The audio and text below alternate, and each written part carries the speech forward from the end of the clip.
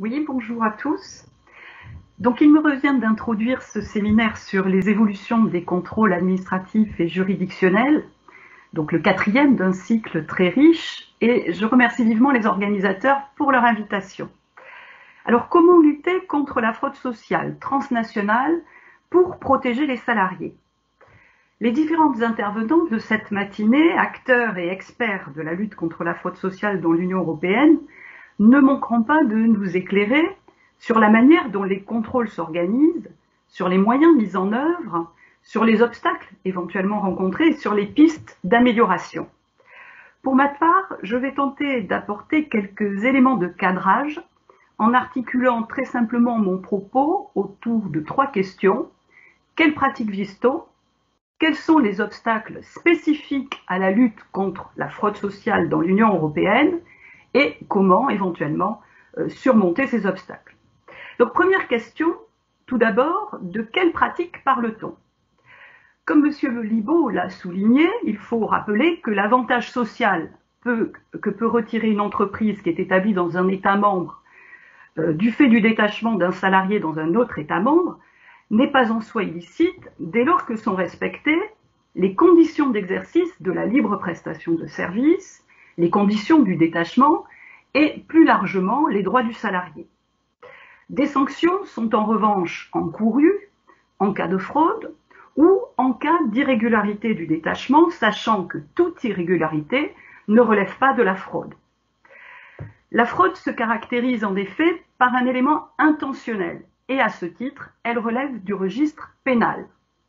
En revanche, les irrégularités feront éventuellement l'objet de sanctions administratives et c'est le cas en matière de détachement où depuis 2014, des sanctions administratives contribuent à l'effectivité du droit du travail.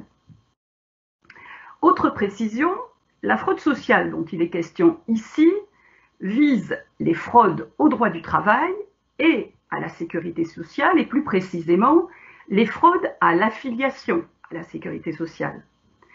Cette appréhension large, nécessaire en la matière, car généralement les fraudeurs cherchent à contourner à la fois le droit du travail et le droit de la sécurité sociale du pays d'accueil, dans le but de diminuer leur coût du travail, soit directement en dissimulant totalement ou partiellement une relation de travail salarié, soit indirectement en se plaçant frauduleusement sous un cadre juridique européen ou national qui n'est pas celui qui devrait être appliqué. Autrement dit, nous nous situons dans le champ des infractions de travail illégal, ce qui va permettre de mobiliser l'arsenal de la lutte contre le travail illégal qui, notamment, va conférer des pouvoirs d'investigation renforcés aux agents de contrôle et qui organise la coopération entre institutions, en particulier au sein de l'Office central de lutte contre le travail illégal, dont nous parlera M. Bertrand, mais aussi au sein des CODAF ou encore dans le cadre de conventions de partenariat. Cependant, lorsque la fraude sociale se déploie dans l'Union européenne, la caractériser se heurte à 2 difficultés spécifiques. Alors, c'est ma deuxième question. Quelles sont ces 2 difficultés spécifiques? La première difficulté réside dans le caractère national de la lutte contre la fraude sociale dans l'Union européenne. En effet, alors que les fraudeurs se jouent des frontières, les frontières vont au contraire constituer un obstacle pour les agents de contrôle. La raison en est que la lutte contre la fraude sociale européenne relève de la compétence des États membres. Du coup, les agents n'agissent en principe que dans les limites du territoire national et, sauf exception, les éléments localisés en dehors de ce territoire relèvent de la compétence de leurs homologues étrangers dont ils sont du coup tributaires. La seconde difficulté résulte de la primauté des libertés de circulation sur la sanction de la fraude. Non seulement les contrôles butent sur les frontières, mais à l'intérieur de ce périmètre, ils doivent être compatibles avec l'exercice des libertés de circulation. Ainsi, en droit du travail, et les autorités européennes y veillent, les obligations et mesures antifraude qui sont imposées aux entreprises qui détachent ne doivent pas restreindre excessivement l'exercice de la libre circulation des services. En ce qui concerne la sécurité sociale, le pouvoir de contrôle des États n'est pas seulement sous surveillance. Il est littéralement paralysé par le mécanisme des formulaires A1. En effet, lorsqu'il constate que la situation ne relève pas du détachement ou de la pluriactivité, les agents de contrôle du pays d'accueil n'ont d'autre choix que de demander à l'institution qui a délivré le formulaire de le retirer et, en cas de refus, ils n'ont d'autre choix que d'engager la procédure de dialogue et de conciliation, le cas échéant, devant la commission administrative, procédure dont le caractère inadapté a souvent été souligné. Du coup, troisième question, comment dépasser ces obstacles? Pour dépasser l'obstacle des frontières, il est nécessaire de renforcer la coopération loyale entre les États membres. Rappelons que la coopération loyale entre les États membres est un principe essentiel du droit de l'Union européenne, qui a même été qualifié de principe de valeur quasi constitutionnelle par un auteur. Ce principe, qui est inscrit dans le traité de l'UE, se traduit par une obligation de coopération administrative dont les modalités sont précisées par les textes européens de façon plus ou moins détaillée, et c'est le cas dans les règlements de coordination de sécurité sociale ou dans les directives relatives au détachement des travailleurs en droit du travail. Cependant, si la coopération est un principe essentiel du droit européen, son manque d'effectivité est souvent dénoncé. Pourtant, les choses évoluent. Signalera par exemple les apports de la directive de 2014 en droit du travail, ou peut-être les apports qui résulteront de l'adoption éventuelle de la révision des règlements de coordination dont il sera sans doute question tout à l'heure. Mais surtout, de nombreux outils opérationnels ont été mis en place. Je pense au système d'information et d'échange de données dématérialisées, le système IMI, en droit du travail, le système ESSI, en matière de sécurité sociale. Qu'en est-il? Sont-ils performants? Fonctionnent-ils correctement? Je pense aussi à la plateforme d'échange sur le travail non déclaré. Il existe également des réseaux.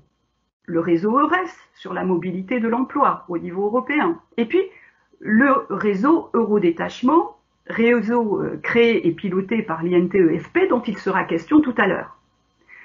Je pense surtout, bien sûr, à la mise en place de l'autorité européenne du travail qui est dotée de compétences transnationales et nous aurons la chance tout à l'heure d'entendre donc l'un de ses membres qui nous parlera de l'action de cette autorité. Quant au second obstacle, celui lié à la primauté des libertés de circulation sur la fraude, il est plus délicat à contrecarrer. En effet, l'exercice même frauduleux de la liberté de circulation limite la possibilité, y compris pour le juge national, de caractériser la fraude. Existe-t-il néanmoins des possibilités de sanctionner les fraudeurs? La réponse diffère probablement selon que l'on envisage le droit du travail ou le droit de la sécurité sociale. En effet, en matière de sécurité sociale, l'intransigeance de la Cour de justice en ce qui concerne la portée des certificats A1, intransigeance encore confirmée dans l'arrêt Vueling, semble bien bloquer la situation. Encore que les choses pourraient évoluer avec la révision des règlements de coordination. En revanche, en dehors du champ de la sécurité sociale, l'action est plus ouverte dans la mesure où les certificats A1, et la Cour l'a rappelé encore dernièrement, ne concernent que l'affiliation à la sécurité sociale. Du coup, la solution va consister pour le juge national, lorsque c'est possible, à détacher la fraude de la libre prestation de services, qui est indûment invoquée, pour ne l'appréhender, cette fraude, que sous l'angle du droit national. Alors c'est ce que fait la chambre criminelle lorsqu'elle caractérise le prêt illicite de main-d'œuvre à l'encontre de l'entreprise utilisatrice française en raison de l'existence d'un lien de subordination juridique entre les salariés prétendument détachés et cette entreprise. Il y a de très nombreuses illustrations. Et c'est ce qu'elle fait encore lorsque dans plusieurs arrêts récents, rendus entre le mois de janvier et le mois de mars 2021, elle s'appuie sur la fraude à l'établissement, résultant du défaut d'immatriculation en France d'une société étrangère qui exerce sur le territoire français une activité qualifiée d'habituelle, stable et continue, ce qui caractérise le travail dissimulé. Cependant, si le raisonnement développé par la Cour de cassation permet, en l'état du droit positif, de sanctionner les fraudeurs, l'existence de A1 empêche le juge de tirer toutes les conséquences de la fraude ainsi constatée, et notamment les conséquences en matière de sécurité sociale. L'action civile des URSSAF est du coup irrecevable. Quant à l'action civile des salariés victimes, elle est amputée d'une partie de son intérêt, puisqu'ils ne pourront pas demander réparation des préjudices résultant du défaut de leur affiliation au régime français. Seule une décision de retrait, ce qui nous ramène à la question de la coopération loyale, donc seule une décision de retrait permettrait de tirer toutes les conséquences de la fraude, pour autant que le préjudice des salariés victimes puisse être correctement évalué, point sur lequel reviendra notre collègue Anne-Sophie Ginon. Alors ces éléments étant posés, qu'en est-il sur le terrain? Les évolutions réalisées ou en cours de réalisation en matière de coopération sont-elles significatives? Sont-elles prometteuses? Quelles évolutions seraient nécessaires pour permettre de sanctionner plus aisément les fraudes à l'affiliation sans compromettre pour autant la libre prestation de services? Donc autant de questions auxquelles des réponses pourraient être apportées au cours de cette matinée. Je vous remercie.